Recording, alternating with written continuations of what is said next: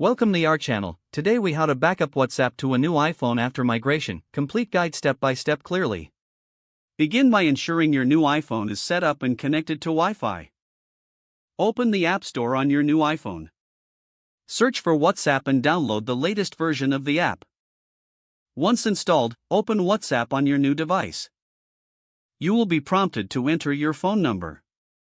Input the same phone number that you used on your old iPhone. After entering your phone number, tap on Next.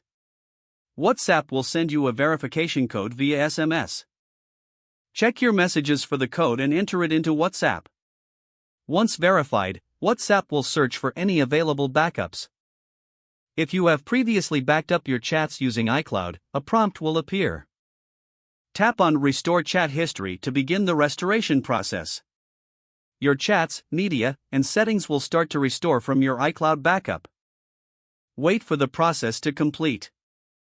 The time taken will depend on the size of your backup and your internet speed.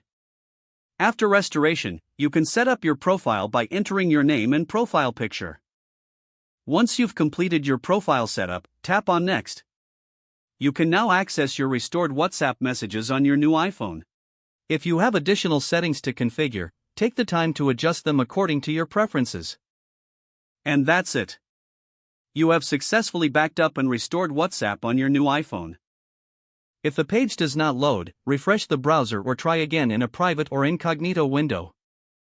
Make sure you are using the correct email address, then retype it carefully to avoid small typos.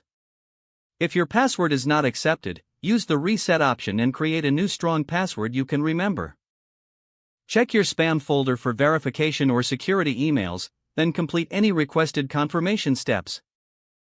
Enable two-factor authentication if available to improve account security and reduce unauthorized access risk.